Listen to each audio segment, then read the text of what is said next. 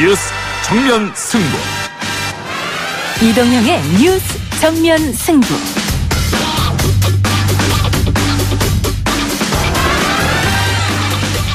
청취자 여러분 안녕하십니까, 이동영입니다. 이동영의 뉴스 정면 승부. 오늘은 귀성길 특집 추석 밥상에 올려놓을 이야기들을 중심으로 준비해봤습니다. 1부에서는 독립운동가 윤기섭 선생 장손인 정철승 변호사와 함께 친일파 재산 300억을 찾으라라는 주제로 이야기해보고요. 2부에서는 삼촌 이모들이 조카들과 대화하려면 필수적으로 알아야 할 아이돌 그룹, 여러분의 아이돌력을 테스트해보는 시간도 마련했습니다. 잠시 후 박희아 K-POP 전문 저널리스트와 함께 아이돌 공부해보겠습니다. 3부와 4부에서는 팩트 진검승부 트루맨 진행되는데요. 팩트체크 전문 미디어 뉴스톱의 김준일 대표, 한겨레 신문 김한 기자, 그리고 가짜뉴스로 억울한 피해자 맛 본 칼럼니스트 황교익 씨와 함께 추석 밥상에서 조심해야 할 가짜뉴스 팩트체크 해보겠습니다. 9월 11일 수요일 이동의 뉴스 정면 승부 시작합니다.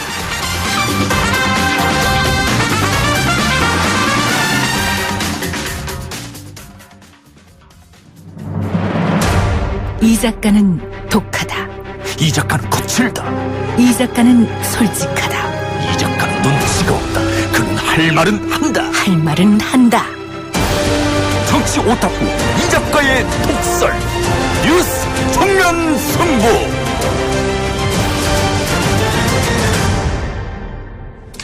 추석 밥상에 올려놓을 첫 번째 이야기는 일제의 협력 또는 부역한 대가로 막대한 재산을 챙긴 친일파 재산 환수에 관한 이야기입니다.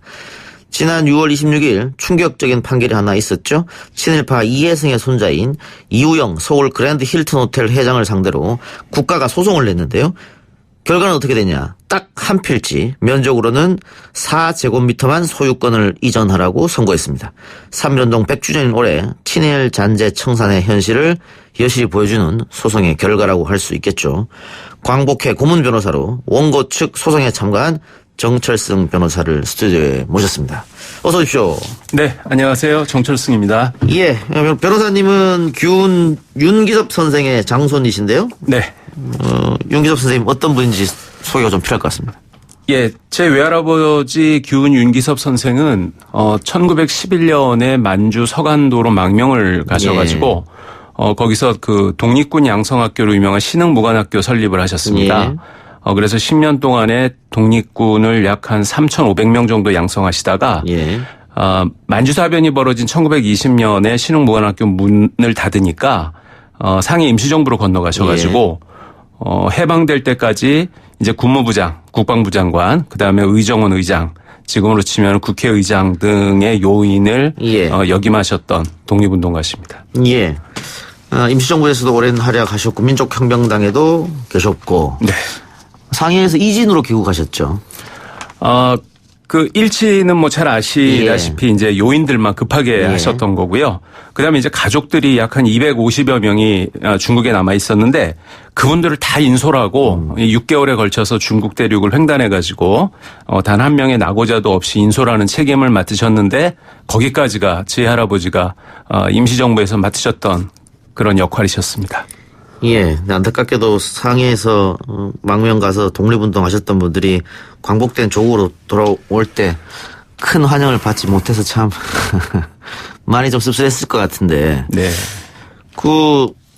우리 윤기섭 선생은 6.25 때 납북되시고 그 이후에 어떻게 되신지 혹시 아십니까?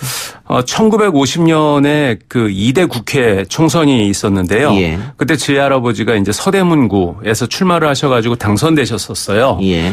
그런데 이제 국회 등원을 기다리고 있다가 6.25가 발발해가지고 그 북한으로 납북되셔서 1959년에 평양에서 그냥 쓸쓸하게 돌아가신 걸로 알고 있습니다. 예, 알겠습니다. 자, 친일 재산 환수 소송에 뛰어든 건 독립운동가 후손으로 또 변호사로서 마땅히 해야 된다 이렇게 생각하신 것 같네요.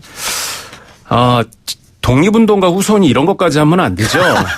예, 뭐 무슨 AS를 하는 것도 아니고 그런데 이게 자꾸 결과가 이상하게 나오다 보니까 이 독립운동가 후손 단체인 광복회 고문 변호사로서 그 1심에서 패소한 정부를 돕기 위해서 이제 서울 고등법원 항소심 재판에 뛰어든 건데 어떻게 하다 보니까 그 좀 뭐랄까 전면에 나서서 그 친일 후손을 상대로 한 소송에 그렇게 소송을 진행하게 된 겁니다. 예. 1심에서 왜 패소했을까요? 한 1년 정도 걸렸다고 해요. 예. 그런데 저도 상당히 의아했는데 1심 패소했다는 소식을 이제 판결 선고된 다음에 우연히 알았는데 이게 2010년도에 그 납득할 수 없는 이유로 친일 후손이 승소한 다음에 예. 승소하는 재판이 확정되고 나서 국회에서 그때 친일재산 환수법에 문제가 된 조항을 개정하는 그 작업을 굉장히 신속하게 진행했습니다. 이제 그랬기 때문에 친일재산 환수법 개정 법률에 근거해가지고 다시 그 진행하는 그 소송에서 정부가 진리가 없다라고 생각했는데 예. 나중에 알고 보니까 그 입법 과정에서 이상한 일이 벌어진 거예요. 뒤에 설명드리는 그 부칙 조항이 갑자기 툭 들어가 버린 거고 예. 친일 후손을 대리하는 그 법무법인에서 그 부칙 조항을 근거로 집요한 주장을 펼쳤고 예. 그런데 또 그 주장을 1심 재판부가 받아들였기 때문에 그렇게 패소했었습니다. 예. 이게 지금 친일파 이해승 일제강점기 때 말 그대로 친일 활동을 했고 세게 했죠. 대표적인 친일파입니다. 그 대가로 엄청난 부를 축적을 했고 네. 그 재산이 그대로 후손들한테 넘어오는 것이고 그렇죠. 그래서 국가가 재산을 돌려달라.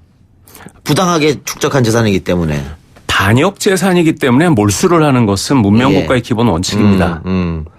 그런데 이 이해승의 후손인 이우영 회장 그랜드 힐튼 호텔에 못 돌려준다. 당연히 주기 싫겠죠. 정당하게 물려받았다. 이런 주장입니까? 정당하게 물려받은 건 정당하죠. 상속받은 거니까. 그리고 친일 재산이라는 것도 부인하지는 않습니다. 그런데 다만 2010년도에 그 사람이 승소했었던 이유는 그때 친일재산 귀속법의 어떤 조항이 뭐냐면은 한일합병의 공으로 자귀를 받은 자의 재산을 친일재산으로 했는데 그때 그 이해승이라는 자가 그 조선 왕실의 종친의 거의 그 가장 상서열자였던 모양이에요. 예. 그래서 그 후작자기라는 가장 높은 자기를 받기는 했지만 자기를 받았을 때 나이가 20살이었답니다. 그러니까 그 어린 나이에 무슨 한일합병의 공이 있겠냐. 좀 어떻게 들으면 약간 궤변 같은데 그래서 당시에 그 1심을 담당했던 서울행정법원에서는 그 친일 후손의 주장을 배척을 했어요. 그런데 하지만은 서울고등법원 그때 담당 그 재판장이 지금 현재 사법농단으로 재판받고 있는 박병대 전 대법관인데 그 사람이 재판장이었던 그 재판부에서 갑자기 그 궤변 같은 주장을 받아들여 가지고 예. 이게 자기를 받기는 했지만 한일합병에 공이 있다라고 볼 근거가 없다라고 해가지고 친일재산 환수 처분을 취소하는 그 판결을 내려버린 겁니다. 그런데 그 1심 행정법원과 2심 서울고등법원의 어떤 법률 문구의 해석이 달라가지고 결과가 달라졌다면 그건 반드시 대법원에서 판결을 내려줘야 돼요. 예. 이 법조문 해석은 어떻게 해야 된다라고. 그런데 정말 납득할 수 없는 이유로 그냥 심리불속행이라는 판결도 하지 않고 이거는 대법원 판결 대상이 아니다라고 해갖고 그냥 항소심 판결을 확정시켜버렸어요. 그래서 그때 그 2010년도에 그 이해승의 후손이 승소를 했었던 것이고 예. 그래서 바로 그 직후에 국회에서 문제되는 조항을 개정을 해버렸거든요. 예, 그래서 개정법에 근거해가지고 재작년에 이제 그 민사소송 형식으로 정부가 그 친일 재산을 그 정부가 몰수하는 그러한 소송을 제기했는데 거기서 이상하게 그 친일 재산 환수법의 개정 법률안에 갑자기 부칙 조항이 들어가 가지고 이 법에 적용을 받지 않는 것으로 확정 판결이 난 경우에는 이 법을 적용하지 않는다. 무슨 의미인지 이해도 잘 안 되는 이상한 조항이 쑥 들어가 버렸어요. 그 조항을 근거로 그 이해승 후손의 그 변호사 측은 이 개정법이 적용받지 않고 이 친일 재산은 이제 더 이상 국가가 손댈 수 없는 것으로 확정됐다. 좀 이런 굉장히 파렴치한 주장을 했는데 1심이 그 주장을 받아들여서 친일 후손의 손을 들어준 겁니다. 예. 그리고 최근에 결론이 난 게 아까 제가 오프닝에서 잠깐 얘기했습니다마는 4제곱미터 한 평 조금 넘는 땅 네. 이것만 국가로 환속시켜라 이건데 아니 이 한 평 조금 넘는 땅은 왜 그러면 돌려주고 나머지는 그대로 유지하고 이 판결 자체가 조금 이해가 안 가는데 그 한 평은 왜 그렇게 된 거죠? 그 처음에는 지금 뭐 법원이 장난을 한 건가 예, 뭐 예. 이런 생각이 들 정도로 어처구니가 없었는데 그게 이제 2010년도에 확정된 그 재판 때는 들어가 있지 않았던 땅이 그 사이에 또 친일 재산으로 또 뭐 나중에 뒤늦게 좀 발견이 됐던 모양이에요. 그러니까 이제 뭐 그것은 그 개정법이 적용이 되니까 친일 재산으로 환수한다. 뭐 재판부 입장에서는 자기네들은 그렇게 꼼꼼하게 기록을 보고 판결을 내린 거다라는 그런 말을 하고 싶어서 그런 짓을 한 것인지 모르겠지만 차라리 안 하는 게 좋을 뻔했죠. 예. 예. 친일파 이해승 그렇네요. 소송 진행하면서 한계 같은 걸 느낄 수 있었을 것 같습니다. 아무리 변호사가 네. 소송 대리인이 열심히 변론을 하고 재판부를 설득하려고 하더라도 판사가 전혀 그것에 그 동의를 하지 않고 귀담아 듣지 않는다면 그건 벽을 향해서 말하는 거하고 똑같은 거죠. 이 친일 재산 환수라고 하는 것은 법의 기본적인 원리, 예컨대 뭐 사유재산권을 보호를 하고 그다음에 뭐 소급 그러니까 뒤에 제정된 예, 법률로 그 이전의 재산을 뭐 박탈할 수 없다. 뭐 이런 기본 원칙 이런 것에는 좀 맞지 않는 것입니다. 그런데 하지만은 그런 어떤 기본적인 법리보다 더 중요한 국가가 있고 나서 법이 있고 법원이 있는 거 아니겠어요? 그렇죠. 예. 그 국가를 파괴하고 그 외적의 합세를 해가지고 동족을 해한 자들에 대해서 그 응분에 예. 단죄를 하고 그 사람들이 그러한 반역 행위로 취득한 재산을 몰수를 하고 하는 것은 이것은 법리 이전의 정의에 관한 문제인데 그러한 사실을 판사들이 별로 중요시 생각하지 않는다라는 느낌이 들어서 대단히 답답하고 개탄스러웠습니다. 판사들의 역사 인식이 부족하다 그렇게 보시는 겁니까? 법리만 자꾸 파고든다. 결과를 보면은 그렇게 볼 수밖에 없는 거죠. 예. 이것은 무슨 어떤 법률 문구의 지연 말단적인 해석이라든가 예. 그런 어떤 그 사람들이 기본적으로 알고 있는 그런 법리에 충실하게 해석할 만한 그런 사건이 아니에요.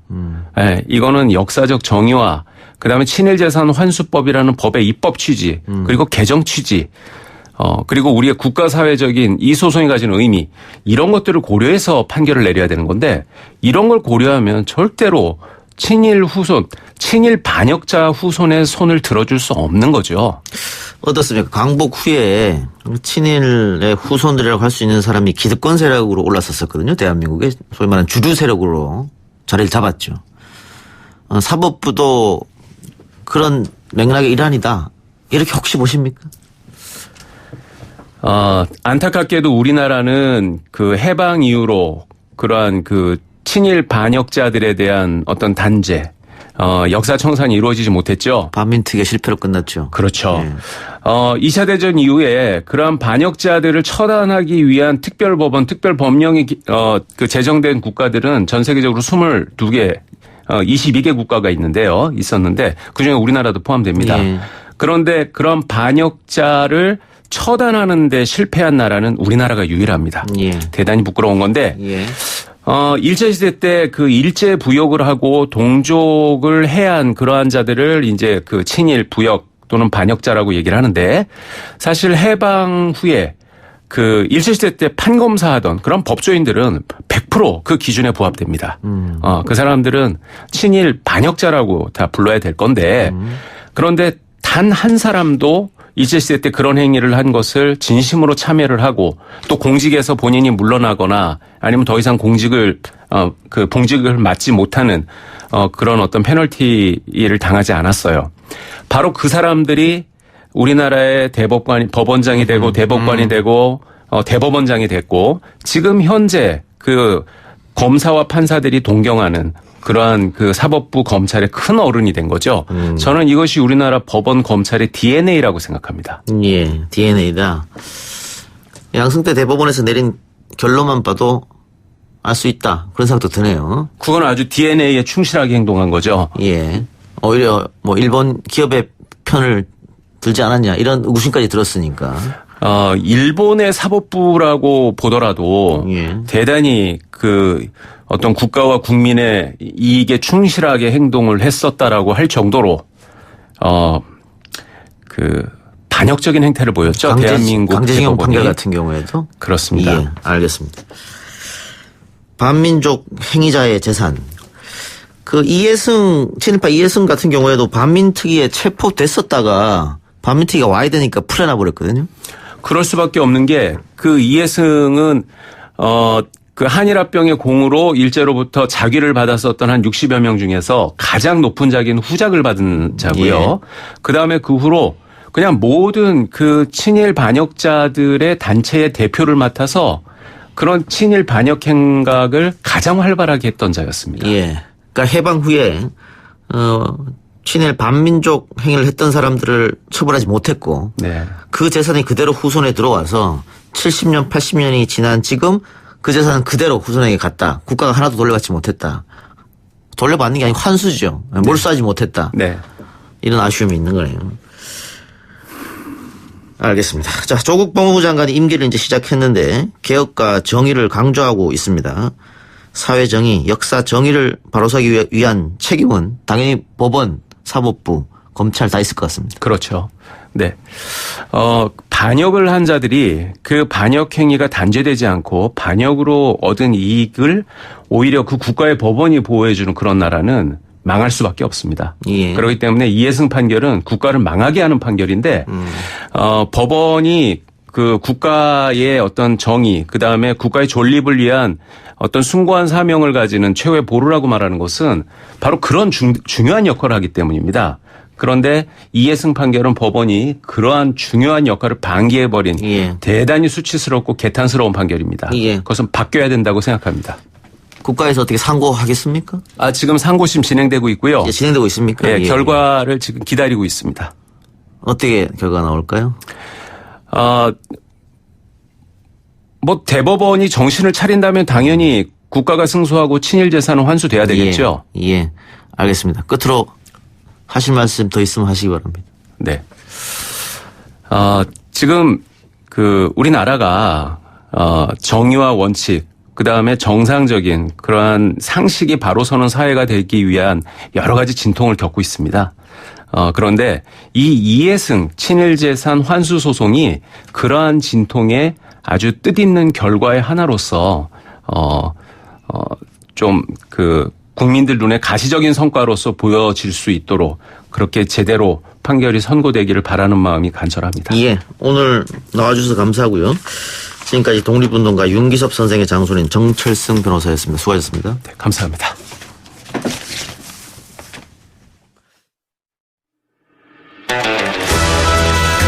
딱딱하고 지루한 뉴스가 소설보다 흥미진진해지는 새로운 경험. 놀라셨죠? 이것이 바로 이동준 뉴스 정면 승부.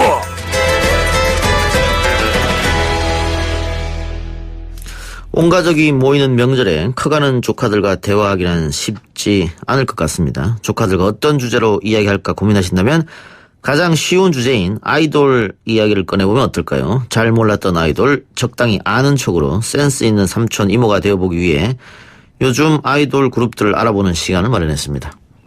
저도 전혀 모르기 때문에 전문가를 모셨습니다. 박희아 K-팝 전문 저널리스트 어서 오십시오. 네, 안녕하세요. 박희아입니다. 예, 아이돌 전문가시니까 네. 어린 친구들하고 대화가 잘 되겠네요. 그럼요. 소통. 네. 예. 저는 주로 이제 같이 노는 친구들이 10대부터 20대 초반에 걸쳐 있는 것 같아요. 예. 네. 요즘 10대 친구들은 누구를 좋아합니까? 요즘 역시 방탄소년단 아니겠습니까? 방탄소년단은 저도 압니다. 예, 네. 예. 또 있습니까? 방탄소년단하고요. 그리고 엑스원이라는 그룹이 또 있어요. 엑소 아니고요? 네, X1입니다. 엑소는 압니다. 엑소원. 네, X1 그리고 세븐틴이라는 그룹이 좀 세븐틴. 인기가 많아요. 세븐은 아는데 세븐틴은 모르겠고. 아, 제가 오늘 많이 알려드리겠습니다. 여자 아이돌 그룹은 있지라는 그룹이 있고요. 있지요? 네, 있지. 있지 말 그대로 있지라는 뜻의 있지예요. 아 있지? 네, 있지요. 이 그룹이 트와이스의 동생, 여동생 그룹. 아 그렇습니까? 이거든요. 네, 트와이스는 아시죠? 아, 트와이스는 알죠. 아, 네. 다행입니다. 네. 예. 자, 오늘 기자님이 당신의 아이돌력 테스트 퀴즈를 준비했다고 하는데 어떤 퀴즈입니까? 아, 네. 삼촌 이모들을 위한 요즘 아이돌 퀴즈인데요. 제가 총 5개 문제를 준비했어요.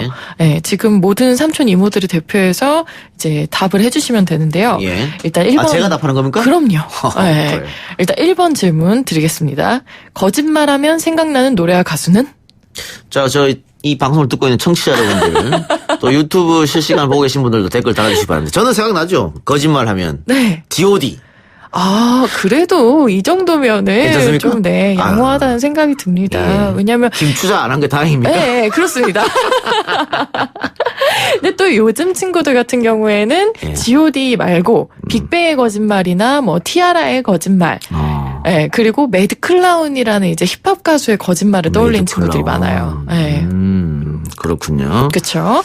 자, 바로 두 번째 질문 예. 넘어가겠습니다. 방탄소년단의 리더 이름은 무엇일까요? 아, 제가 이거 기억이 잘 안 나네. 한번 들었었는데. 약간 이 친구가 그때 어디 네. 큰 무대에서 막 영어로 맞습니다. 인터뷰하고 그 친구죠? 그쵸. 그리고 유엔에서 연설도 했던. 그러니까. 네. 자, 이름은 RM입니다. RM? 네, RM이에요, RM. 아, 네. 우리나라 이름 없습니까? 김남준이라는 아, 그래요. 본명을. 김남준 네. 군. 아, 그렇군요. 김남준 군. 원래 방송에서는 예. 본명을 부르는 경우가 굉장히 드문데 그걸 더 익숙해 하시네요. 저는 그게 더 저는 뉴스를 진행하다 보니까 네. 그게 더 익숙하네요. 김남준 군. 예. 네. 근데 지금 저랑 지금 실시간 소통하고 있는 네. 유튜브 보고 계신 분들도 뭐 저랑 비슷하군요. 예. 아, 비슷하시네요. RM이 랩몬스터예요. 네네네. 그렇군요. 또 하나 랩몬스터의 배우는군요. 줄임말. 네. 그럼 뭐 조카들이랑 얘기할 때 네. 방탄소년단 얘기 나오면 네. 삼촌은 RM을 좋아하지 이렇게 하면 되겠군요. 그렇죠. 가장 무난하게 이제 이야기할 수 있는 멤버죠. 네. 예, 알겠습니다. 야, 일단 두 문제 다 틀렸네요, 저는. 그러게요. 아, 이 문제는 찍어서라도 맞히실 수도 있어요. 다 3번 네, 문제요? 객관식입니다. 다음 중 멤버가 11명인 그룹은 1번 엑소, 2번 X1, 3번 방탄소년단, 4번 아이즈원. 2번입니다. X1. 오, 어떻게 하셨어요? 제가 엑소 방탄소년단은 알고 있거든요. 아. 그렇게 많지 않다는 걸. 아, 이렇게 많지 않다는 걸. 예. 그래서 X1. 네. 요즘 아까 이게 좀 뜬다고 하니까. 맞아요, X1이. 맞아요. 네. 하나 맞췄군요. 11명. 혹시 아이즈원은 몇 명인지 아시나요? 모르겠습니다. 네, 13명입니다. 13명이요? 12명이요. 12명이요? 네, 12명. 혼성 그룹인가요? 아님 그룹이에요. 걸그룹. 네. 자, 다음 문제 바로 넘어가겠습니다. 갑자기 궁금한 거. 뭐시죠? 혼성 아이돌은 없죠? 있어요. 아, 있습니까 또? 네, 카드라는 그룹이 있는데 처음에 안 그래도 혼성으로 나왔을 때 좀 네. 신선한 시도라고 해서 사랑을 좀 받았었어요. 네. 그렇군요. 네. 기자님 모르는 게 없네요. 저는 이쪽 분야 저널리스트니까요, 뭐. 네, 4번 질문은요. 이것도 좀 쉬울 것 같은데, 프로듀스 101 시즌 1의 우승자는 누구일까요? 예. 1번 전소미, 2번 김세정, 3번 청아, 4번 최유정. 예, 이거는 전소미. 맞죠? 네, 맞습니다. 제가 찍기는 잘합니다, 원래. 예. 찍으신 거예요? 예. 이게 제일 이름이 익숙하더라고요, 전소미. 역시 공부 많이 하신 분들 이런 거 잘하시더라고요. 그렇습니다. 예. 어디서 들어본 거 찍으면 그 되게 정답입니다. 네. 자, 마지막 질문입니다. 방탄소년단 슈가, 샤이니키, 레드벨벳, 아이린 이 세 사람에게는 공통점이 있는데요. 이 세 사람의 고향이 같습니다. 고향은 어디일까요? 1번 서울, 2번 대전, 3번 대구, 4번 부산.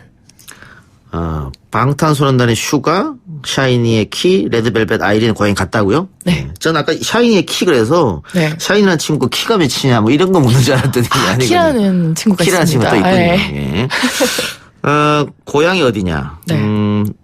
서울은 아닌 것 같고요. 네. 예. 이 보통 이런 서울이면 안 하겠죠? 그렇죠. 이런 질문 서울은 안 합니다. 예. 네. 대전, 대구, 부산 중에 네. 하나일 것 같은데. 하나 힌트가 경상도. 아, 그럼 뭐 대구 아니면 부산이면 부산입니다. 그러면. 아, 틀리셨습니다. 대구입니다. 아, 대구군요. 네. 아, 아이린의 고향이 대구라는 걸 얼핏 들은 기억이 나는데 지금 네. 생각이 나는군요. 어쨌든 그래도 저는 5문제 중에 2개를 오, 맞췄네요. 네, 그럼요. 많이 맞히셨어요. 네. 네, 이 정도면 제가 예상했던 것보다는 굉장히 선방하신 것 같은데. 아, 그렇습니다. 예. 네. 그래도 우리 채팅창에 계신 분들은 저보다는 좀 낫네요. 대구라고 많이 답을 달아주시고 계셨네요. 예. 양파의 대단하시네요. 고향 대구 이건 뭡니까? 아, 그거는 저희랑 상관없네요. 가수 양파 씨 얘기하는 거예요? 그런 것 같은데요. 예. 네. 알겠습니다. 자, 아이돌력 테스트. 네. 요즘 아이돌에서 살짝 알아봤는데 우리 아마 연세가 좀 있으신 5, 60대 분들은 무슨 얘기 하나 싶을 것 같기도 한데 네, 맞아요. 아이돌 그룹이 대세기 때문에 네. 조금 기본은 좀 알아두시면 어떨까. 소통하는데 조금 편할 것 같아요. 네. 뭐 너 그런 걸 듣고 있니? 이러지 마시고. 네. 어떤 걸 듣니? 함께 들어볼까? 뭐 이런. 맞아요. 그쵸? 예. 네. 요 정도만 알고 계셔도 사실 굉장히 예. 가족 모임에서 선방하실 수 있습니다. 네. 그리고 명절에 항상 하는 게 그 예능 프로 아육대. 네. 아이돌 육상 대회 준말. 네. 맞나요? 네. 육상, 뭐, 풋볼, 예. 리듬 아, 체조 이런 식으로 그렇습니까? 뒤에 붙어 있는데 항상 바뀌어요, 이 종목. 예. 네. 이 벌써 10년이나 됐습니까? 네. 그래서 이번에 거의 축제급으로 굉장히 유명한 아이돌들이 많이 출연을 하는데요. 예. 완전 연말 시상식을 방불케 하는 라인업이에요. 트와이스, 아이즈원, NCT 127, 아스트로, 여기에다가 신인들 기세도 엄청난데요. 있지, AB6IX, CIX 등 굉장히 유명한 그룹들이 많이 나옵니다. 네. 그러면 과거에 연말에 항상 하던 뭐 10대 가수 가요제 같은 그런 느낌입니까? 다들 그렇죠. 이때 다들 모여라 이렇게 해서? 그렇죠. 네. 근데 10대 가수 가요제는 너무 옛날 이야기인 것 같고요. 요새 연말 뭐 가요 대상 이런 예. 식으로. 기자님 명랑 운동회 이런 거 모르죠? 아, 전 잘 모르죠. 네. 그래, 알겠습니다. 자, 이번 아육대 그러면 네. 아이돌들도 아육대에 출연하고 싶겠군요. 내가 소위 말해서 떴다고 하면 여기 나갈 수 있겠네요. 그쵸. 사실 신인부터 뭐 잘된 아이돌까지 다 골고루 나오긴 하는데 여기 나오면 아무래도 굉장히 프라임 시간대를 보장받는 거니까 다들 좀 나오고 싶어 하죠. 그 팬들의 응원도 자기가 응원하는 팀을 더 열렬히 네. 하고 그것도 경쟁이 되겠네요. 맞아요. 네. 이 팬덤들도 사실 요새는 빼놓을 수가 없는 이제 아이템 같은 건데, 예. 혹시 아이돌 팬덤 중에 좀 이름 아는 거 있으세요? 아미. 아, 역시, 네. 예. 아미는 뭐 예. BTS 팬덤이라 너무 유명해서 다시 아실 거고, 예. 아까 제가 유명하다고 말씀드렸던 엑스원 같은 경우에는 원잇이라는 원잇. 이름을 갖고 있어요. 예. 그리고 세븐틴은 캐럿. 캐럿. 이라는 이름 갖고 있습니다. 예. 예. 좀 독특하죠? 예. 예. 그렇군요. 예, 지금 유튜브에서 이동형 TV로 지금 라디오 생중계하고 있는데 네.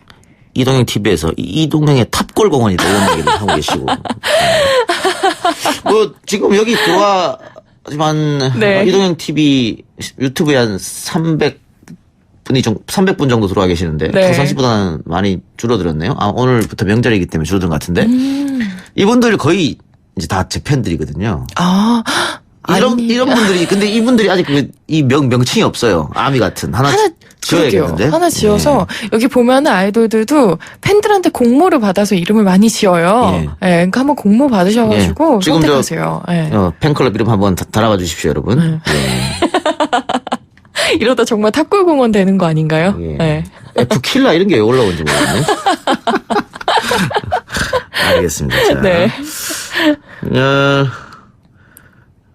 이 외에 우리가 지금 쭉 얘기했던 예. 아이돌 그룹 외에 또 빼먹지 말아야 할 아이돌 화제 이슈라든가 아이돌 그룹이 있다면 어떤 게 있을까요? 네, 이번에 제가 아까부터 말씀드렸던 엑스원이라는 그룹이 있잖아요. 이 그룹이 굉장히 거대하게 등장한 신인 그룹인데 사실 최근에 투표 조작 이슈에 휘말렸었어요. 예. 근데 또 이거랑 별개로 데뷔 앨범으로 하프 밀리언셀러에 등극을 했거든요. 예. 이게 50만 장이 넘었다는 소리죠. 그래서 이런 신인 그룹은 엑스원이 최초고 또 원어원보다도 더 높은 성적을 기록해서 많이 화제가 됐었는데 예. 무려 발매 당일에만 26만 장을 넘겼습니다. 앨범 판매량이. 그래서 굉장히 놀라운 성과였고요. 좀 조작 이슈가 나오는 건 안타깝지만 팀은 인기를 끌고 있어서 엑스원이라는 팀에는 좀 관심을 가져볼 만할 것 같아요. 엑스원. 그렇군요. 요즘 기자님이 가장 애정하는 아이돌은 누굽니까? 아, 저요? 저는 요새 레드벨벳을 애정하고 있습니다. 레드벨벳은 꽤 네. 됐지 않습니까? 데뷔한 지? 그쵸, 좀 됐죠. 예. 네. 근데 요새 여름이라고 이제 시즌 음악 2개를 들고 나와서 예. 아주 매력적인 모습을 보여주고 있어요. 그래서 제가 좀 개인적으로 좋아하고 있죠. 레드벨벳이 혹시 그때 북한 가서 공연하지 않았습니까? 네, 맞아요. 기억하고 계시네요. 예. 네. 아이린 대구. 네, 맞아요. 네. 네. 이제 뭐 거의 다 아신 것 같은데요? 네. 원래 칭찬은 고래도 춤추게 한다고. 예. 지금 BTS는 뭐 당연하고 물론이고 네. 다른 아이돌 그룹도 전 세계적으로 환영받고 있죠. 어느 그렇죠. 정도입니까?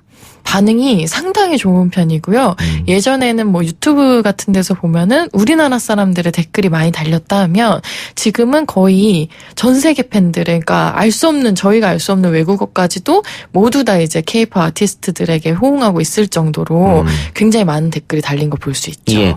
예전에는 아시아 쪽에서만 인기가 있었던 것 같아요. 요즘은 정말 유럽, 네. 남미 뭐 전 세계적으로 그쵸. 한류 붐이 있는 것 같습니다. 네. 그래서 재밌는 게 북미에서 가장 인기가 있는 그룹들이 있고 또 남미에서 또 인기가 많은 그룹들이 있고 아시아권에서 인기가 많은 그룹이 있고 이런 식으로 또 K-pop 가수들의 지형이 좀 나뉘고 있죠. 알겠습니다.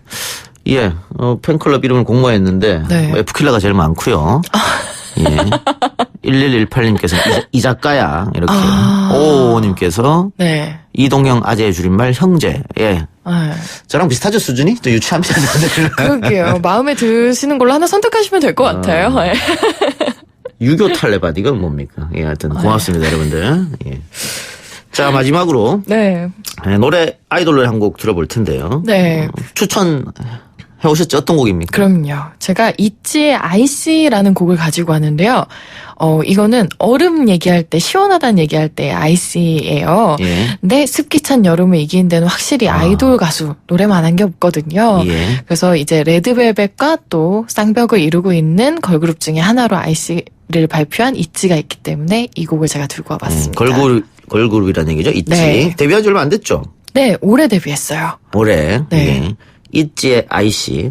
자, 있지의 IC 들으면서 저는 기자님 보내드리겠습니다. 오늘 말씀 고맙습니다. 감사합니다.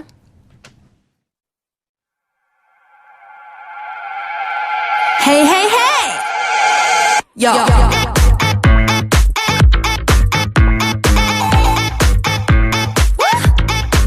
Beep, beep. Hey, hey, hey, hey, hey, hey. See that I might see. Go, rising above. I see that I might see. 차갑게 보여도 어떻게 쿨하나니까. 눈치 볼 마음 없어.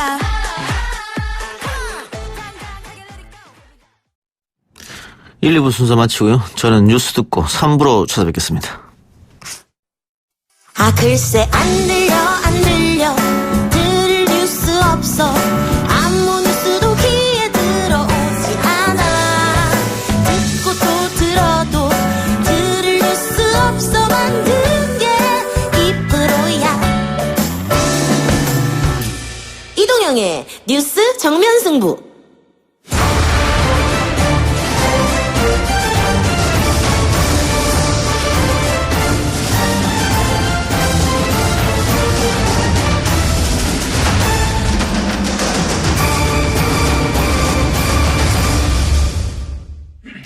YTN 뉴스 FM 이동영의 뉴스 정면 승부 3부 시작하겠습니다. 팩트 진검 승부 트루맨 시간입니다. 추석을 앞두고 특집으로 진행하고 있는데요. 추석 밥상에서 조심해야 할 가짜 뉴스를 팩트 체크 해보겠습니다. 오늘 세 분 모셨습니다. 뉴스 정면 승부 팩트 체크 두 분, 뉴스톱의 김준일 대표 그리고 한겨레 신문 김한 기자 어서 오세요. 안녕하십니까. 안녕하세요. 가짜 뉴스의 피해를 입었다고 주장하는 맛 칼럼니스트 황교익 씨 어서 오십시오. 안녕하세요. 황교익입니다. 예. 가짜 뉴스의 억울한 피해자. 사실 저도 많이 당했거든요.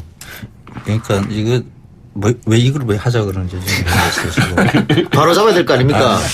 아니 그때 바로 잡았어야죠. 그때는 뭐 가만히 그냥 지켜보고 있다가 뒤늦게 싸다 이러면서 뭐 다 구경하고 있다가 뭐 이제 다 1년질 하고 나서 다 뭐 잊고 있는데 다시 환기시키고. 그러니까. 뒤늦게 바로 잡으면 다시 유포되는 효과가 있는 거죠. 그래요. 자, 일단 황교익 가짜뉴스 몇 개 바로 잡아보고 또 다른 얘기 해봅시다. 떡볶이 맛이 없다 이렇게 주장했던 황교익. 떡볶이 광고는 왜 출연했냐. 앞뒤가 안 맞다. 이런 이야기가 1년 전에 인터넷에 한참 돌았죠. 그 떡볶이를 그러니까 수요미식회에서 떡볶이 맛없어요 이러면서 그러니까 다 맛있다 그러는데 그 출연자들이 뭐 떡볶이 다 맛있다 그렇게 이야기를 해요. 예. 그죠? 당연하죠. 저도 잘 먹어요.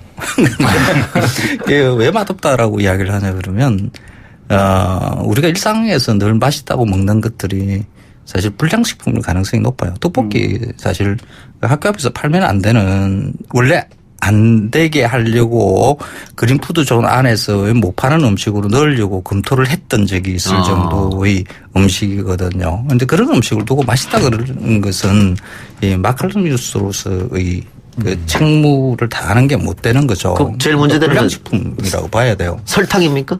그렇죠. 그 과다한 설탕, 그 물엿 잔뜩 집어넣고 영양균도 안 맞고 자극적인 음식이거든요. 근데 그걸 맛없다라고 이야기를 하고 그때는 아무 문제가 없었어요. 몇 달 지났어요. 그러고 난 다음에 황교익이가 위선적이다 그러면서 막 이렇게 뭔가 말이 만들어지기 시작하더니 인터넷 언론에서 막 도배를 하더라고요. 예. 떡볶이 광고를 했다. 맛없다라고 말하고 난 다음에 관심을 끌고 난 다음에 떡볶이 광고를 했다. 요새 말하는 내로남불이다. 예. 네. 근데 그 광고가 제가 그 말을 하기 전에 한 2년 전인가 2년 1년 한 그 정도 넘어서 그게 붙어 있었던 광고거든요. 그 식당에 뭐 광고를 하기는 좀 애매해요. 그 식당 앞에 이렇게 사진 찍어서 이렇게 걸려 있는 건데 그 식당은 떡볶이 전문점이 아니라 뭐 튀김이나 뭐 이런 거 파는 뭐 술집이에요. 펍이었다. 네. 근데 그게 사진이 내가 떡볶이를 들고 있기는 해요. 그러니까 이런 거를 이제 네티즌용으로 빼박이라고 하죠. 네. 그걸 제가 왜 그 식당에 그 사진을 붙이자고 했냐 그러면 처음에 저한테 그 식당에서 제안을 온 게 무슨 튀김 종류인데 그 튀김 종류에다가 제 이름을 붙이고 거기서 수익을 말을 저한테 주겠다고 그러더라고요. 예. 그런데 그거 받아서 내가 뭐 하겠느냐. 거절을 했거든요. 그래 한 2, 3일 지나고 나니까 그걸 부르유토끼로 쓰면 괜찮겠다 이 생각이 문득 드는 거예요. 그래서 다시 전화를 했죠. 그거 우리 부르유토끼 그 얼마간 떼가지고 이렇게 넣자. 그래서 초록우산 그게 어린이재단. 어린이재단 그 쭉 연결해가지고 부르유토끼 좋은 일에 쓰셨네요. 그걸 했거든요. 근데 그게 떡볶이 광고를 한 떡볶이를 맛없다라고 이야기하고 난 다음에 떡볶이 광고를 하는 돈의 눈먼 돈의 눈이 먼 그런 사람으로 있잖아요. 이렇게 포장을 하더라고. 예.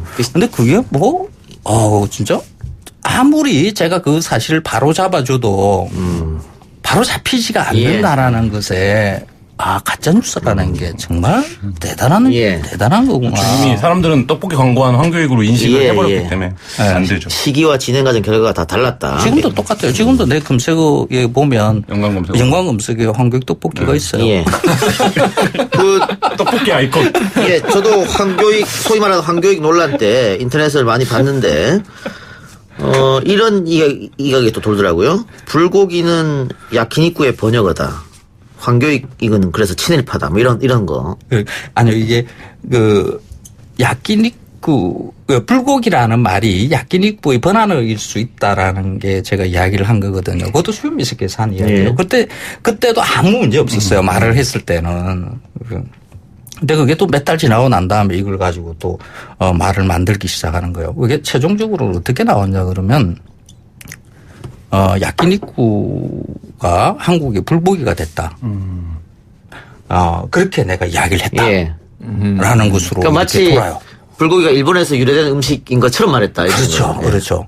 그러니까 왜 불고기라는 말의 의원이 의원, 국악자도 그러고, 이거 음식 관련되는 일을 하시는 분들도 그러고, 그 의원에 대해서 굉장히 관심이 깊어요. 이게 엉뚱하거든요. 불에다가 고기 이렇게 붙어 있는 게 보통 뭐 고기 구이 이런 식으로 소고기 구이 뭐 이런 식으로 말을 만들지 우리나라 말이 원래 그렇잖아요. 그죠? 근데 이게 불자가 앞에 붙어 있는 고기 이런 식의 조우 방법이 다른 애가 없거든요. 만약에 군고구마 같으면 뭐 불고구마 이렇게 돼야 되는 이런 식이죠. 그래서 그걸 찾다가 보니까 야끼니쿠에서 왔을 가능성이 높아요. 그게 뭐 여러 자료들을 갖다가 제가 내놓으면서 이제 이야기를 했죠. 근데 서울대 이규문 교수가 불고기에 대한 이야기를 갖다 써놓은 게 있는데 그게 평양 지방의 사투리다라고 이렇게 써놓은 것을 신주 단지듯이 모시고 있어요. 그러니까 서울대 이규문 교수잖아. 명예 박사고 명예 교수고 한국의 의학계에 아주 대단한 위치에 있는 분이 그렇게 말했으니까 거기에 대해서 이를 달지 말라라는 이런 분위기가 조성이 돼 있어요. 그런데 그분이 평양에서 살지도 않았고 그 경북 평북 지방에서 살았던데 나이가 한 17인가 이때 있잖아요. 뭐 이렇게 분단되고 이렇게 어린 시절의 기억에 그렇다는 거야. 어린 시절에 우리가 주워 들었다라는 거지. 그걸 가지고 근거를 가지고 논문을 써놨어요. 믿을 수가 없는 거지. 근데 1930년대 그러니까 1935년에서 39년인가 5년 정도를 평양에서 사신 분이 이효석 선생이 계세요. 그 이효석 선생이 평양 지방에서 고기를 먹는 것에 대한 풍습들을 이렇게 적어놨는데 스키야키 같지도 않고 갈비 같지도 않은 이런 음식이 평양 사람들이 지금 많이 먹는데 그게 이름이 야끼니쿠다. 야끼니쿠란 말이 듣기 싫다라고 1930년대 이효석 선생이 써놓은 글이 있어요. 그러니까 평양에서 30년대 5년 동안 사신 분이 그렇게 써놨으면 그때 당시에 불고기라는 말이 존재하지 않았을 수도 있다. 있어도 크게 번지지 않았을 수도 있다라는 거죠. 그 야끼니쿠라는 말이 크게 더 번져 있다라는 것의 문헌인 거죠. 사실 그걸 음식 관련되는 사람이 그걸 끄집어내서 이야기를 한 적이 없어요. 그 근거들을 갖다가 저는 다 가지고 하는 이야기였거든요. 그런데 그걸 가지고 엉터리다. 이기문 교수의 어릴 때 들었던 그 불확실한 문헌도 아니에요. 그걸 가지고 이걸 고집을 피우는 사람들이 아직도 존재를 해요. 그러니까 이런 것은 그러니까 다양한 문헌들이 존재하고 서로 주장을 하면 되는 거거든요. 불고기라는 말이 어떻게 근데 국어학자들은 어떤 태도를 취하냐 그러면 황교익 엉터리 그런 식으로 인터뷰를 해요.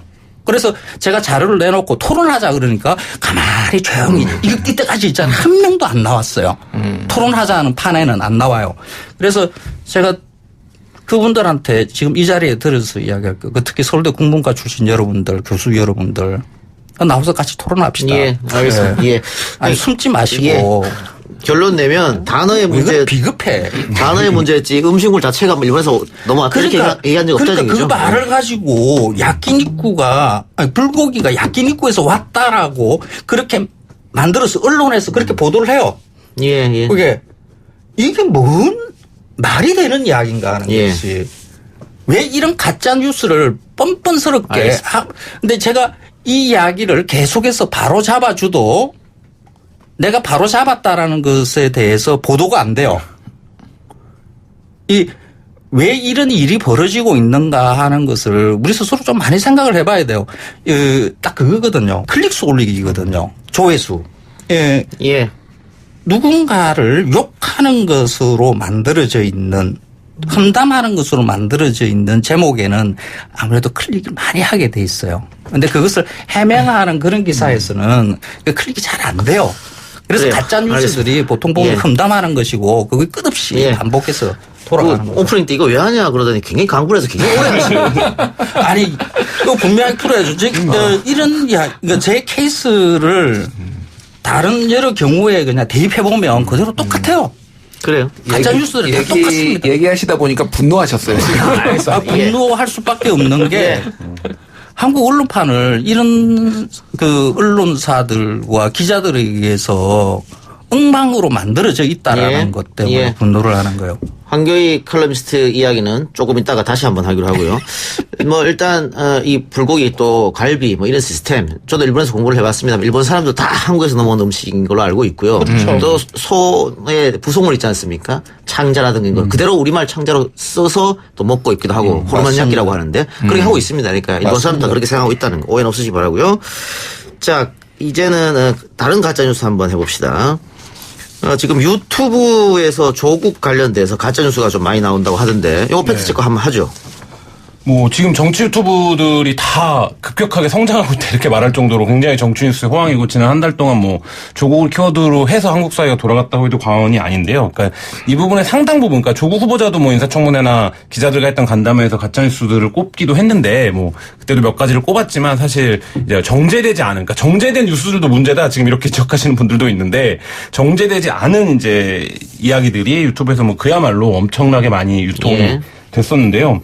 뭐 몇 가지만 읽어드리면 이제 신의 한수라고 이제 보수 유튜버 중에서는 굉장히 큰 사이트 중에 하나인데요. 실시간으로 10,000명씩 보더라고요. 네네. 여기서 뭐 조국가 386에 수천억대 사모펀드 사기 정황. 뭐 이런 이제 자극적인 제목을 달아서 사실 이제 검찰이 지금 수사를 하고 있는 건 맞죠. 이 사모펀드에 대해서. 근데 이거를 386 세대와 엮어서 뭐 수천억대 규모까지 이제 튀겨서 이렇게 하는 뉴스들 뭐 그리고 뭐 노안중이 노무현 일가의 주치 역할을 했고 문재인이 모를 리 없다. 그러니까 이거는 뭐 사실 이제 부산이다. 뭐 이런 거 외에는 이제 기사로 쓸 수는 없는 이제 인과관계들을 갖고 있는데 뭐 이렇게 엮는다든지 뭐 이런 TV들 이런 이제 것들이 굉장히 많고요. 방금 노안중 이야기는 문틀란 TV라는 곳에서 네네 그렇습니다. 그리고 뭐 최근에 그러니까 검찰이 수사에 들어가고 조국 후보자가 이제 장관으로 임명된 이후에는 어제 오늘 제가 좀 이렇게 모니터링을 해보니까 이게 짜고 치는 고스톱이다 이런 형태의 가짜뉴스들이 굉장히 많아요. 그러니까 이게 어떤 논리냐면 특검을 막기 위해서 압수수색을 한 거고, 조국 특검을 하면 그 문재인 정부 좌파 정권이 무너질 수 있기 때문에 지금 검찰이 뭔가 앞에 나서서 퍼포먼스를 보여주고 있는 거다. 뭐 이런 형태의 이제 이게 왜 그러냐면 이 가짜뉴스의 주요 시청층들이 윤석열 검사를 믿을 수 없거든요. 그러니까 예를 들면 윤석열 검사는 자신들이 지지하는 박근혜 대통령을 이제 구속시킨 검사인데 이 검사가 이 하는 행위가 이해가 안 가는 거예요. 그러니까 이게 지금 뭔가 싶은 거예요. 그러니까 그럴 때, 그러니까 그 인지 부조화가 발생할 때 보통 이제 음모론이 나오는데, 그러니까 뭔가 이건 우리가 모르는, 커넥션이 있을 거다. 이거에 기반한 형태의 가짜뉴스 굉장히 많은데, 그러니까 제가 이제 가짜뉴스 분석을 할 때 보면, 특히 이제 노년층일수록 어떤 걸 사실이라고 생각하냐면 자기가 믿는 걸 사실이라고 생각하는 경향이 그렇죠. 있어요. 그러니까 이게 전형적으로 거기에 부합하는 형태의 음모론인 거죠. 그러니까 인지 부조화 학증 편향 뭐 이렇게 되는 거죠. 그런 거죠. 네네. 자 김실 대표도 몇 개 해주시죠. 몇 개, 저는 그거를 말씀드릴게요. 예. 제가 이제 아는 분의 실제 사례를 그 보수 쪽 시사 평론가 분인데요. 이분이 뒤늦게 이 유튜브에 띄워들었어요. 그래서 몇 달 전에 제가 봤는데 그때 한 5, 6만 명 정도 이제 그 정치자 구독자가 있었어요. 그래서 이분이 이제 이런저런 다양한 컨텐츠를 해봤죠. 근데 역시 먹히는 거는 그냥 밑도 끝도 없이 문재인을 욕하는 거. 아무 이유 없이 이때면 뭐 여사를 욕하는 거 이런 게 먹히지 뭔가를 정교하게 분석을 하고 그러니까 뭐 어쨌든 뭐 현 정부를 욕하는 건데 뭔가를 정교하게 하고 이런 것들은 맞아요. 클릭 수가 너무 확 차이가 나는 거예요. 그러니까 정말로 여기에 지금 뭐 이렇게 택도 없는 이상한 것들을 하는 게 진짜로 정말 생계형이에요. 돈을 벌기 위해서 맞습니다. 이거 다 클릭을 그러면 그렇게 하고 있어요. 아까 한교육 칼럼니스트도 지적했습니다만 기성 언론도 결국은 제목 장사해서 클릭 유도하려고 하는 거잖아요. 그렇죠. 뭐 똑같네요. 많이들 그렇죠. 많이들. 비슷해. 예, 결국 예. 돈이네. 예. 그렇죠. 저도 처음에 정치적인 문제에서의 왜곡, 보도들이 정파성에 따른 것일 수 있다라고 이렇게 특히 이제 조국 사건 같은 경우에는 뭐 그렇게 보다가 마지막에 최종의 이런 것은 그거 같아요. 돈벌이 하기 위해서 자극적인 제목 약간 비트는 것들 뭐 이런 식으로 만드는 거죠. 그래서 안에 해명의 실제의 사실도 그 안에 들어가 있기는 해요. 보면 교묘하게 뒤에 끝부분에 자기들 욕 안 먹으려고 소송 안 당하려고 교묘하게 밑에다가 바닥에 한두 줄 이렇게 깔아놔 놓고 제목은 아주 뭐 전혀 그 사실과 전혀 관계없는 것으로 이렇게 자극적인 제목으로 만들어 놨죠. 그게 큰 문제죠. 예. 우리 PD도 반성해야 할 부분 아닙니까? 제목 자극적으로 달고 이러는 거? 아니라고요? 정색하시네요. 굉장히 억울한 표정을 지으시는데요. 네. 예. 하여튼 결국은 클릭, 돈 이걸로 이제 자극적으로 만들어서 구독자 확보하고 클릭수 높이고 뭐 이런 것 때문에 이루어지는 건데 근데 문제는 이렇게 한교식처럼 네. 피해자가 양산될 수 있다. 이런 문제잖아요. 그럼 아까 가짜뉴스 몇 개 언급했습니다마는 노환중, 조국, 뭐 문재인 이런 사람들이 다 피해자 될 수 있는 거잖아요. 가짜뉴스로 인해서. 왜냐하면 이런 가짜뉴스를 진짜로 믿는 분들이 계시기 때문에. 네, 기본적으로는 다 피해를 입는 거죠. 왜냐하면 사실이 아닌 것들이 공공연 유포가 되니까. 근데 다만 이런 건 있습니다. 그러니까 예를 들면 정치적으로 힘이 있거나 혹은 공인들의 경우엔 그것을 만회할 수 있는 기회도 사실 있어요. 그러니까 그 일반인이나 약자들에 비해서는. 그래서 조국 후보와 관련해서는 엄청나게 많은 양의 가짜뉴스가 유포가 되지만 우리가 봤듯이 조국 후보가 난 그런 입장이 아니다라는 걸 얘기할 수 있는 기회가 있는데 문제는 그런 걸 얘기할 수 있는 기회조차 갖지 못한 사람들도 표적이 된다는 거죠. 그러니까 지금 여기서 보면 예를 들면 노환중이나 이런 분들이 나와서 아무리 해명을 한들 노환중은 이미 노무현 일가의 주치의였고 문재인과 모종의 관계에 있었을 거다. 이거를 이제 그 일반적인 인식에서 극복하기 어려운 사람이 된 거잖아요. 그러니까 이런 것들이 문제고 그다음 특히 여기서 이제 소수자나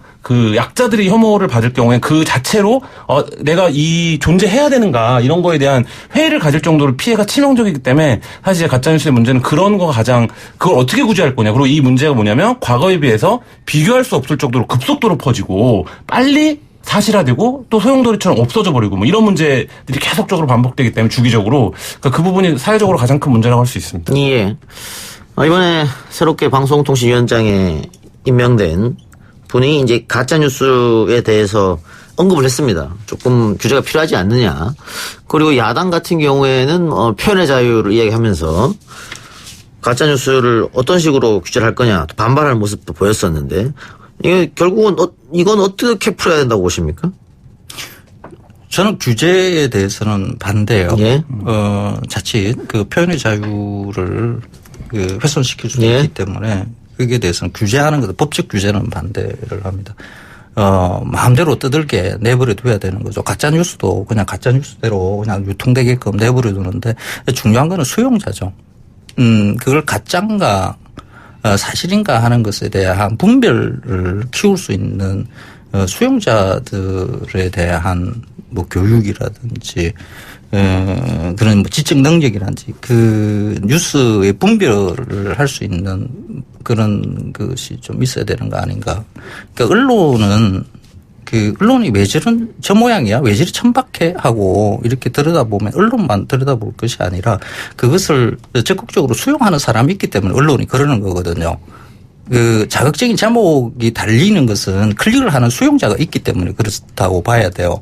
그러니까 천박한 언론은 천박한 수용자가 있기 때문에 그런 거라고 봐야 되는 거죠. 그럼 수용자를 그 천박하지 않게끔 탈출시켜 나가는 그런 작업들이 있어야 되는 거라고 봐야 돼요. 규제를 할 게 아니라 수용자를 올바른 그 정보를 취할 수 있게끔 하는 그런 제도가 뭔가 좀 있어야 될 거 아닌가. 김어준의 뉴스공장에서는 김어준 씨가 계속 말을 중간에 자르고 못하게 해서 말 잘 못하게 여기 오시니까 정말 굉장히 많은 말이 하시어요. 원래 있잖아요. 제가 좀 수다가 심해요.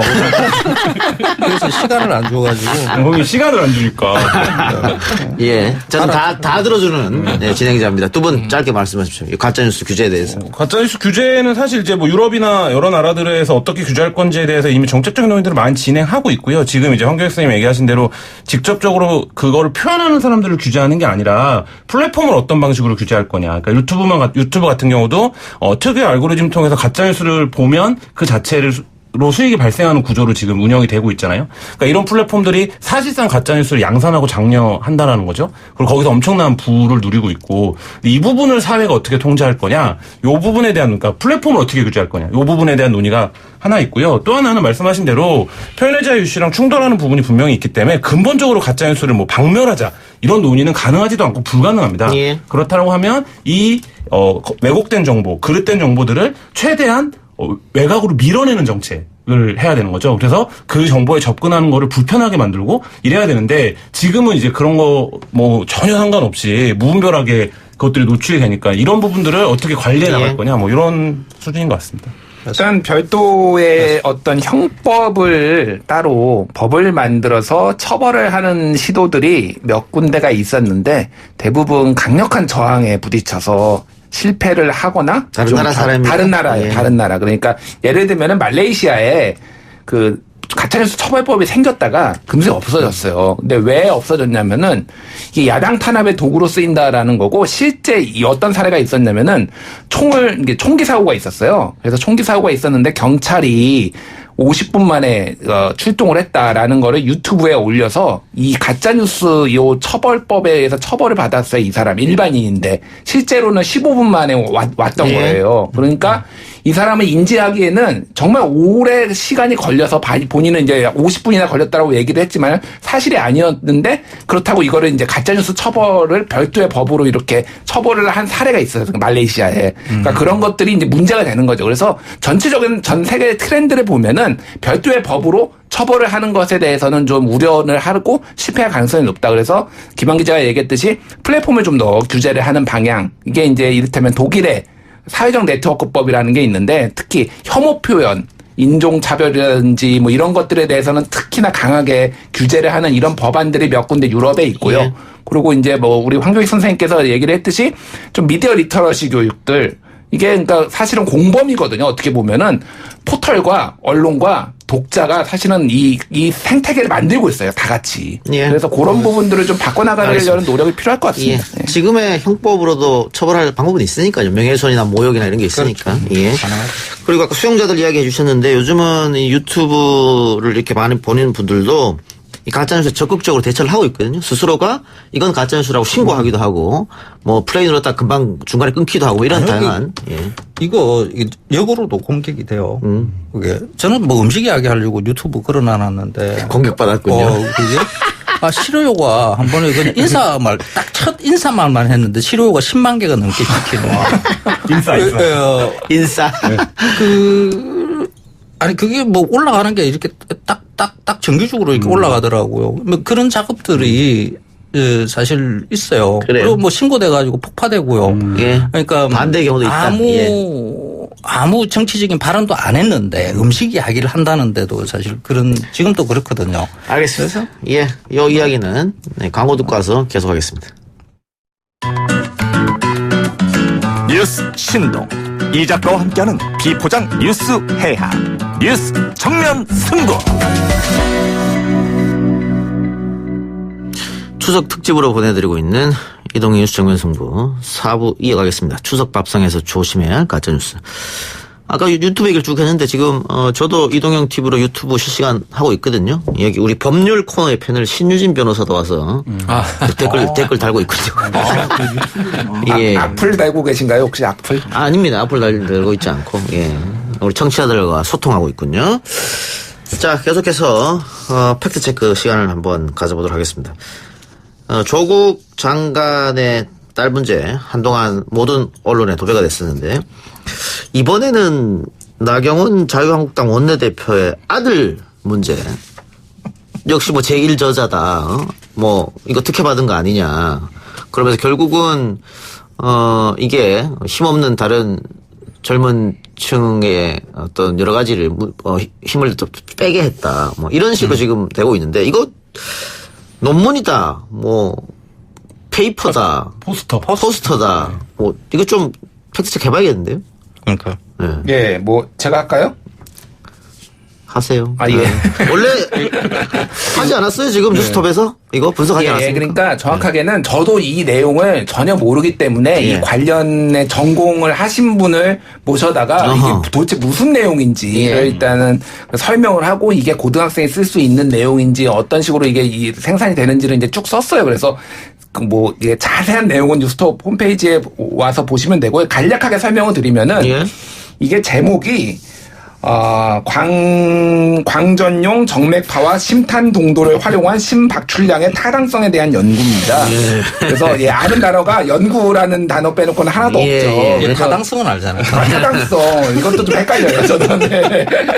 그래서 이게 뭐냐면은 우리 심장이 있으면은 심장에서 이제 피를 뿜어내잖아요. 그래서 심박동이 있어요. 그거를 이제 심박출량이라고 합니다. 그게 일정하게 유지가 돼야 되고 건강한 사람들은 근데 그거를 이제 여기 심장 안에다가 무슨 뭐 게이지 같은 거를 잴 수는 없잖아요. 그러니까 이거를 사람 신체에 기계를 가지고 재는 거예요. 근데 두 가지가 있어요. 하나는 그러니까 심장에서 이제 피를 뿜으면은 혈관이 확장이 됩니다. 순간적으로 확장됐다 들었다는데 왜 간단하게 좀 빨리 할게요. 그러니까 그거를 이제 빛으로 여기 LED를 쏴가지고 그 혈관이 확장되는 거를 측정하는 방법이 있고 또 하나는 진동이 생겨요. 이 심장이 박동이 있으면 그래서 심장 박동 진동으로 측정하는 두 가지 방식이 어떤 것이 더 일관되게 측정이 되고 더 효율적인가를 비교를 한 거예요.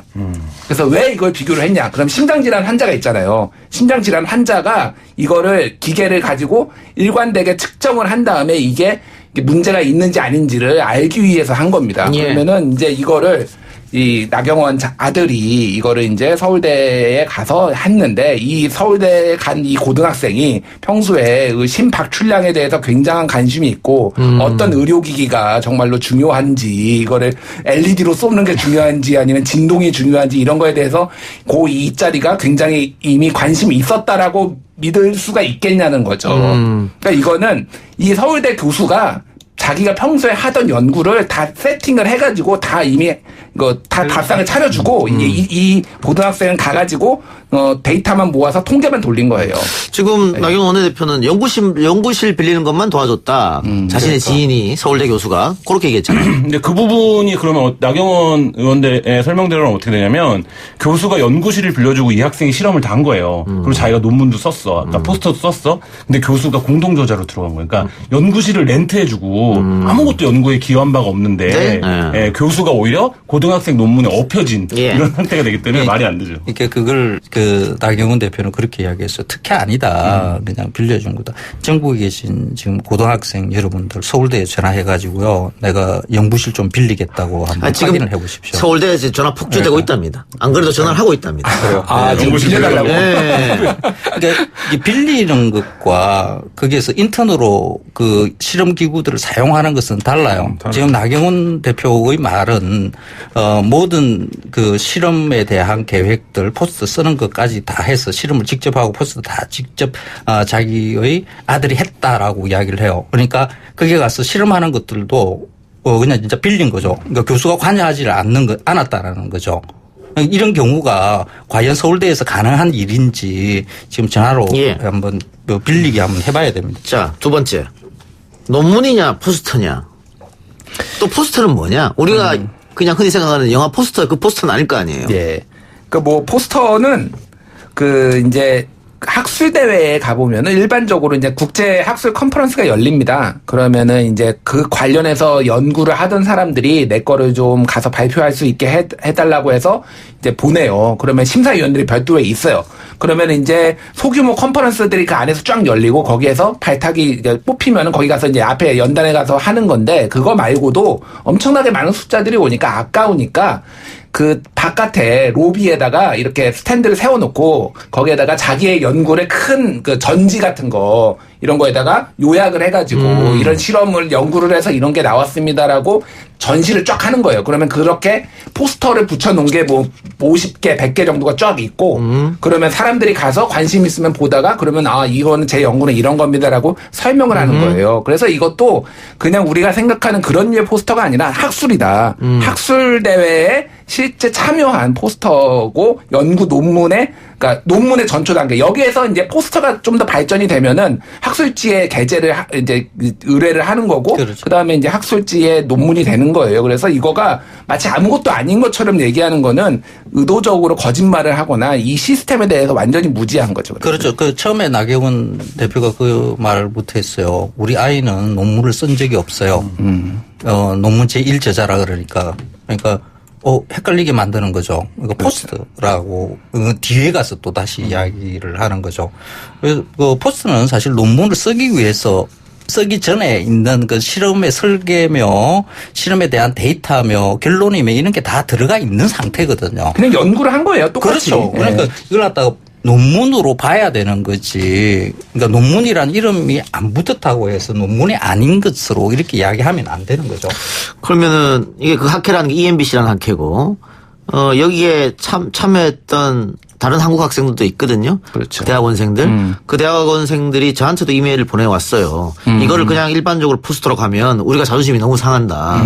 네, 다른 포스터를 내신 친구들이 그런 메일도 왔었는데 그러면은 지금 나경원 의원의 아들은 요 포스터만 내고 그 다음에 논문 활동은 하지 않았나요? 그건 아직 논문은 확인되지 않았고요. 아마 안 쓴 걸로 보입니다. 왜냐하면은 뭐 논문 썼다라면 이미 다 나왔겠죠. 왜냐하면 뭐 저자가 이름이 다 공개되니까. 근데 어찌됐든 지금은 이 나경원 그 아들이 그 미국에 있는 예일대에 진학했다라는 걸로 알고 있는데 확인은 안 되고 있는데 어쨌든 이런 실적들이 진학에 도움을 줬느냐 사용된 거 아니냐라는 이제 의혹들이 나오는 거죠. 그래서. 네. 그 예일대학은 아직 그건 파악 혹시 못했습니까? 예일대학에서는 이런 실험 연구 결과나 포스터 이런 것들을 뭐 반영한다 이런 입시에 그런 요강은 아직 못 보셨습니까? 예일대에서 하는지 안 하는지는 제가 확인은 못했는데 일반적으로 미국에서는 이런 것들이 중요하게 검토가 됩니다. 그래서 사실은 근데 이제 그런 게 있어요. 이게 동양 아시안들 뭐 중국계나 한국계가 이런 거를 너무 펑튀기를 미국에서도 많이 해가지고 이제는 좀 걸러봐요. 미국 그 입시 당국들이. 그래서 예전에 하버드 대학에서도 소송이 한 번 걸린 적이 있어요. 아시안계를 차별을 한다. 아시안계가 실제 성적도 더 높고 좋은데 아시안들이 워낙 너무 많이 이런 걸 뻥튀기해서 부풀려서 한국계, 중국계가 가지고 인도계 가지고 오니까 그래서 차별을 했더니 그거를 가지고 이제 차별이다라고 소송이 걸린 적도 있는데 어쨌든 걸러서 보기는 합니다만은 기본적으로는 다 이런 게 영향을 주는 거죠, 입시에. 예. 그 조국 장관의 딸 논문이 결국 취소됐는데 취소된 이유 중 여러 가지 이유 중 하나가 IRB 승인을 받지 않았다 그 하나였잖아요. 예. 근데 지금 서울대병원에 따르면 나경원 의원의 아들 포스터 연구도 IRB 승인 받지 않았다 이렇게 밝혔단 말이죠. 예. 뭐 이제 IRB가 당시에는 근데 이제 IRB가 의무가 아니었다라고 이제 뭐 해명을 했더라고요. 서울대 교수가. 예, 서울대 교수가 해서 저도 그게 맞는지 아닌지는 아직까지 확인을 못했고 그건 좀 확인을 해봐야 되는 문제고요. 어쨌든 뭐 이게 근데 이제 논문으로 쓴 게 아니니까 이거를 철회를 한다라는 리트랙트를 한다라는 개념 자체는 좀 약간 지금 성립되기는 힘든 것 같아요. 근데 어쨌든 이걸로 그거죠. 그러니까 기준이 조국 그 장관의 후보자의 첫 딸이 일저자로 간 게 문제가 된다라면은 이것도 똑같이 문제가 돼야 되는. 그게 문제가 없다라고 하면은 이것도 문제가 안 돼야 되는 거니까 일관성의 문제예요. 사실은 이거는. 예. 예. 요즘 전 국민이 뭐 논문 제가 황우석 사태 이후로 이렇게 논문에 사람들이 관심이 있는 거를 굉장히 오랜만에. 그것도 다 의학 논문이어서 뭐 어려워요. 예. 광전용 정맥파. 그러니까요. 예. 아니 고등학생이 정말 천재적이어서 이렇게 할 수 있는 거 아니에요? 천재적인 고등학생들이 굉장히 많을 거예요. 지금 수시라는 그 방법이, 입시 방법이 만들어지고 난 다음에 스펙 쌓게 하는 것, 이거 알게 모르게 우리 부모님들이 열심히 서로 품앗이 하면서 이렇게 논문 만들기 많이 했거든요. 그 정부가 또 적극적으로 권장도 했고요. 예. 그게 고등학생이 그 사실 어떤 연구를 해야만이 다른 연구들과 이게 차별화되어 있는 무엇을 만들 수 있을까 이런 것 사실 설계한다는 게 불가능한 상태라고 봐야 되는 거죠. 교수가 이렇게 한번 해봐봐 하고 이렇게 짜주는 거 그 정도로 실험해보고 데이터 뽑고 하는 게 이게 원래의 일이거든요. 사실 그런 일들은 학생들 사이에 많이 일어나요. 아주 흔히 있는 일이죠. 그게 학부모들이 워낙 열기가 뜨거워가지고 사실 관여를 너무 많이 했죠. 근데 그 일들이 이제 조국 딸과 나경원 의원의 아들이 이렇게 대표적으로 이렇게 더 걸려서 이렇게 우리 눈에 보이는 것이라고 이렇게 봐야 되는 거거든요. 그래서 이 문제를 그러니까 조국 딸, 나경원 아들 이 두 개의 케이스로 가지고 우리가 막 이런 말을 하고 있다라는 게 조금 그렇게 우리의 현실을 갖다가 제대로 이해하는 방법은 아닐 수도 있다. 예. 탈탈 다 예. 틀어보자. 예. 뭐 전수조사 네. 이야기도 그래서 청문회장에서 나오고 했는데 지금 조국 딸 나경원 아들 이 문제가 이제 진영놀이로 번져가지고 너는 깨끗하냐 뭐 이런 걸 싸움으로 번진 것 같아서 많이 안타깝습니다. 예.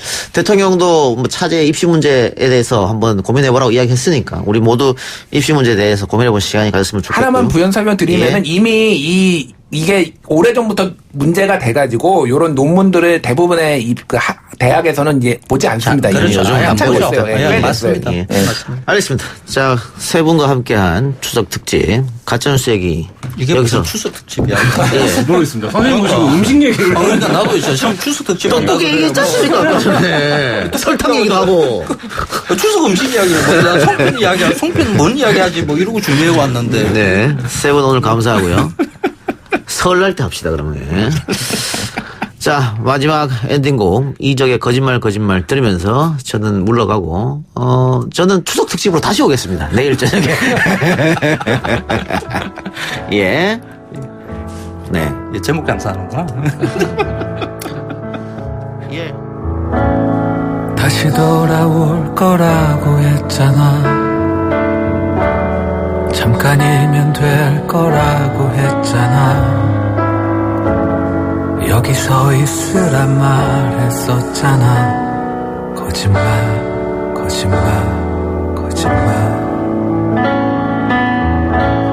물끄러미 선 채 해가 저물고